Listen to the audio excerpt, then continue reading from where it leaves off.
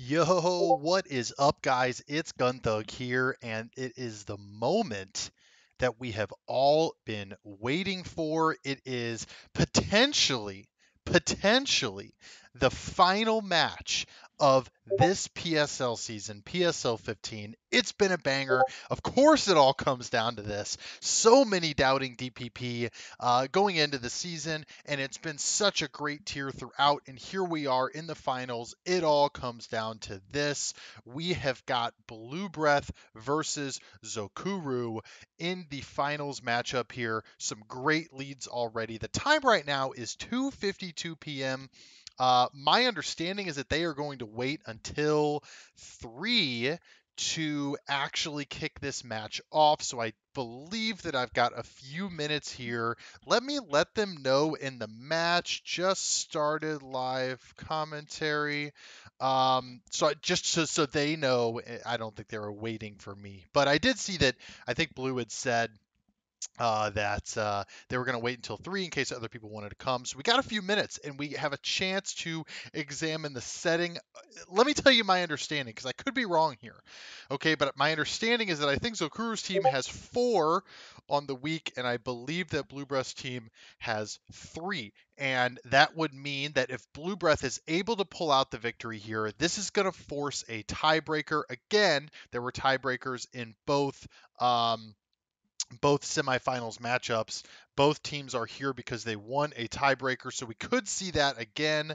And then, of course, if Zokuru wins this match, which he is lightning hot right now, he's one of the hottest players in PSL, coming off that win against Nicolar last week. If Zokuru does pull it out, then they will be the champions. So, tell us about the lead matchup, Gunthug. Well, I'm glad you asked. It is a solid lead matchup. We have been seeing a lot of Bronzor this year from the lead spot. Bronzong, not Bronzor, sorry.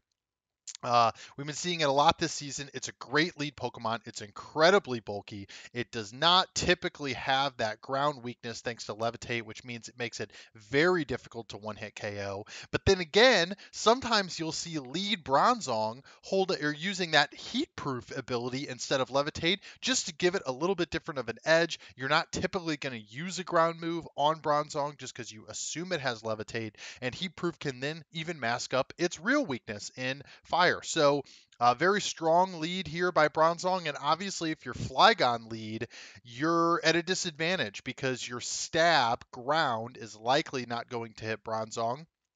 Flygon does not, in my estimation, does not carry taunt. I'm almost positive that it does not carry taunt. And so yeah, no, I know it doesn't carry taunt. So, I mean, your options here, if you're Flygon, are either if you are a mixed set, maybe you can throw down a Fire Blast here, but here's the problem with mixed Flygon. Fire Blast on mixed Flygon is typically to catch something off guard, something like Skarmory, which has really low special defense, something like Forretress, which just gets roasted by fire attacks, right? And when you're using Fire Blast on those Pokemon, they rely on their low health, but even sometimes you're not going to get the one-hit KO. Bronzong is very bulky. It's bulky on the defensive side and on the specially defensive side. So even if you have Fire Blast, it's still going to get rocks up, and I'm not sure it's a two-hit KO unless you're heavily invested on the special attacking side. Another option from lead Flygon would be some sort of choice set. Lead Flygon, some people's strategy from the lead, and I like this as a strategy, is you want something that's going to give you momentum, but is also going to be useful throughout the match. So you're not just playing 6-on-5. When you don't use a suicide lead, sometimes that can give you an advantage later on in the match. Flygon, if it's choiced, whether banded or scarfed, could just U-turn out here, go to something that's safe against Bronzong, and then you've kept your Flygon throughout the match. The problem is kid gloves are off, ladies and gentlemen. We are to a point where Blue Breath is going to be able to calc based on the U-turn damage Blue Breath will immediately know whether it is scarfed or whether it is banded, or at least he can rule out choice band based on the damage. Because just because it does a certain amount scarfed doesn't mean that it's scarfed. It could be expert build, it could be something else that just isn't boosted by choice band. So here we go. This is incredibly hype. We've got 47 people watching this match. Take away the two contestants. We've got 45 people watching this match.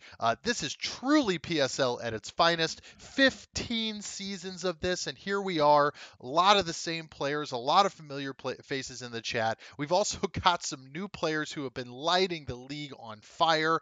Zokuru, kind of a newer PSL threat. He's only come around in the last few seasons. He's been incredibly strong as a showdown tier player. He's also very good in game. This season kind of hallmarked for Zokuru by bad luck. The first few weeks of the season, I want to say he ended up 2-4 or something along those lines, which was very strange from a player of his caliber. What was happening was you watch the matches, Zokuru was getting hacked. He was definitely getting the worst of certain RNG encounters, myself included. Him and I had a very good game, but I definitely got lucky. I had a choice band Flygon Earthquake crit on his Breloom, which certainly helped me out quite a bit. I had another piece of RNG that game. I don't remember exact. Oh, I think it was a crit Aqua Jet from Empoleon. So he has fought through it though, and I mean that's the beautiful thing about this game is you could have bad luck, you can have bad luck every week of the season, but then when playoff time rolls around, it is a totally different game. Right. And so, that's kind of been Zokuru's trajectory this season. Bad luck starting off, really turned it around, really started to shine. And like I said, enormously pivotal semifinal win against Nicolar, by far the best DPP player in the league this year. So that says a lot because they went to a tiebreaker in that semifinal matchup, which means that every match was pivotal. That win kept his team alive. It's why they're here, and it's why they're putting their faith in him to close it out. Looking on the other side of the map, right? You got Blue Breath. Blue Breath has had a very strong season, has also knocked off Nicolar. This is the finals match of two players who have knocked off Nicolar. It's going to be really interesting to see what kind of teams they bring. Both are generally regarded as more offensive players. And so I think, it's only a matter of time here, kind of counting down to this opening whistle to see what kind of teams that they both brought. Obviously, Blue could be carrying something a little heavier, a little more stall centric with the lead Bronzong. You don't typically see lead Flygon or Flygon in general on a stall team from Zokuru. The question's going to be, are we seeing hyper offense? Are we seeing bulky offense? The kind of teams that have setup, that try to exploit the other opponents. Blue Breath has actually made some waves this season by bringing some more hacks teams, which are totally viable, actually incredibly successful in DPP. Teams that rely on Paraspam, right? Machamp, Jirachi, you've seen Lantern thrown around, right? And so here we go, and we do get that U-turn right away.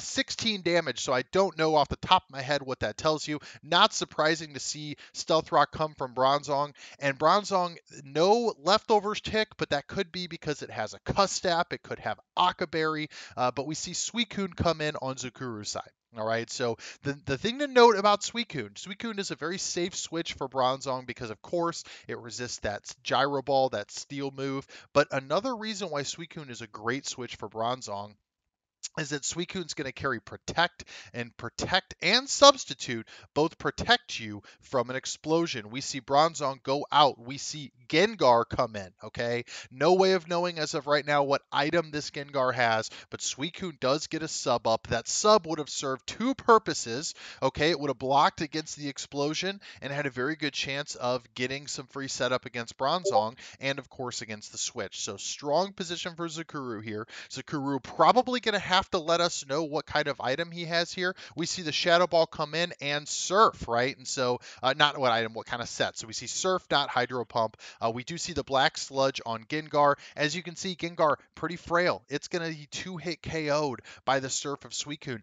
That tells me Sometimes you will see Suicune that is completely defensive, right? Either max speed, max HP, max defense, bold. But I don't believe that that kind of Suicune would have two-hit KO'd, all right? So he is going to go ahead and slap. We get a trick from Gengar. We get the Black Sludge on Suicune. Suicune's going to start to tick down damage. So that was kind of a long play from BlueBreath here because he does sack his Gengar. Gengar's gone already that quickly with only 15% taken off Suicune. But Suicune's substitute has now been completely neutralized because if he tries to substitute, he's going to take 12 damage per turn.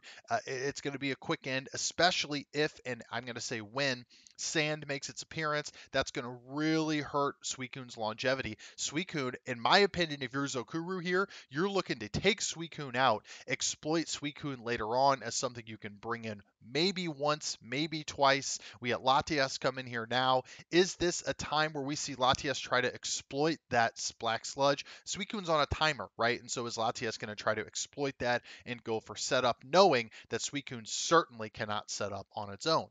If that's the case and you're Zokuru, maybe you bounce out right now and you try to predict that setup. Maybe you go to something. No, you're going to stay in and soak up a Draco. We do see that it's Life Orb. He's going to hit it with an Ice Beam and he gets the crit, and that's going to take out Latias. So crit there definitely mattered. Latias, obviously, it was a good move to stay in, but Latias would have lived that with 20 to 25% HP left. I don't know. I mean, obviously, so Zokuru's going to lose Suicune no matter what there. Zokuru would have had a lot of momentum. Probably going to see Flygon come in on that, especially if it's Scarf Flygon. I just don't know that that was going to matter that much, right? Because, yes, you can take out Latias at low health, at 20 to 25% health. Again, it was at 91% when it got crit. My guess, without calking, is that that Ice Beam would have done 50 to 55% damage, especially because it does seem to have been an offensively invested Suicune.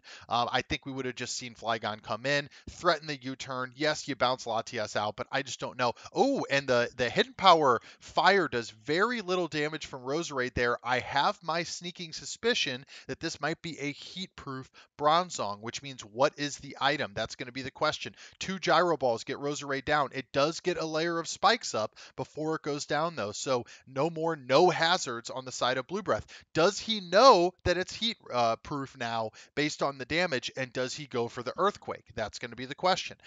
Very interesting to see here. If he Earthquakes, I think that it will kill, but again, it does depend on the Flygon item. We don't know right now necessarily what item it is. I don't think it's Choice Band, though. Based on the damage, what did we see? 16% on that first U-turn. I think Choice Band does more. We do see the Earthquake come in, and it does KO. All right, so good move by Zokuru there. Once again, you can use context clues to tell you this kind of thing. You may or may not be locked into Earthquake at this point, but Swampert is a pretty safe switch on Flygon. Here's the question now. With Swampert out, okay, we have Stealth Rock's already up, so we know this is not a Stealth Rock set on Swampert's part. We haven't seen the item yet. Is this a curse, Swampert? And we do see Suicune is gone at this point. We see that Zokuru's grass type attacker is gone. So maybe Blue Breath is gauging that this is a great time to bring in Swampert and to set up with it. We see Gengar come in. Are we going to see a sub? We see an Ice Beam. All right, but it gets the freeze. Talk about karma. All right, so Swampert gets the leftovers tick. Gengar is now frozen, even though it's got the Black Sludge. If he's set up, this is the time to exploit it. We get, and the Hydro Pump misses. Gengar's going to keep ticking back that health. Is it going to connect it? It does connect. Okay, so what we have here is probably 3 attack, maybe 4 attack Swampert. I'm not sure necessarily. Obviously, it's not Curse. I would have maybe expected a sub there, but we get Jirachi come in on Zokuru's side, and you got to assume that Swampert's going to have something to hit the ground move. Do we see Grass down here? Do we see an Ice Punch? Abuse Power of God comes in. We got Jirachi versus Jirachi. Is there a more iconic matchup matchup in DPP than Jirachi versus Jirachi? I don't know, folks. All right, but we did not see this. The item tick, no leftovers tick on Suicune's Jirachi. Could be anything. Go back to Swampert. I think he was scouting for grass knot there. Good switch there. We get Heatran now. Swampert comes in. I'm thinking explosion on Heatran right here. I'm thinking explosion. Do we get the explosion? We get the explosion. I called it. And Tyranitar, good switch in to take the explosion. Flygon comes in now. Are we just going to see Earthquake sweep? Are we going to see Earthquake sweep? We see one come in. Tyranitar's down. Is it Scarf Jirachi? No, it's Swampert. But if he Ice Beams, then it doesn't do anything. Do we get the... Oh, no Predict from BlueBreath. We get an Ice Beam into Jirachi. Now, I don't know how much Jirachi has in this case. Yes, it's going for the Iron Head Earthquake. One hit KOs with the crit. I think the crit may have mattered, folks, and that's probably going to do it. Does the Ice Beam sweep up here? Earthquake doesn't do enough, 46%, and the Ice Beam takes it for BlueBreath. Good game. I think it came down to the predicting the explosion on Heatran. I think it came down to the big, giant, enormous bulk of this Swampert. All things considered, yes, probably the Ice Beam may have mattered on the Gengar, because I think if you're Gengar, you've got some options to maybe cripple Swampert, similar to the way that BlueBreath's Gengar was able to cripple Suicune. Maybe it was Trick, maybe it was Destiny Bond, maybe it was just going to slap it with a really hard Shadow Ball to put it in the range where Jirachi could take it down. But obviously, we saw luck on both sides. We saw the Ice Beam crit on Suicune. So overall, what a game. Quick paced, quick match. And that's going to be it. I believe we've just bought ourselves a tiebreaker. Chat's going mad right now. So I'm going to get out of here and let this speak for itself. This has been wonderful. Hopefully, I can bring you another matchup in the tiebreaker. Whew, what a game.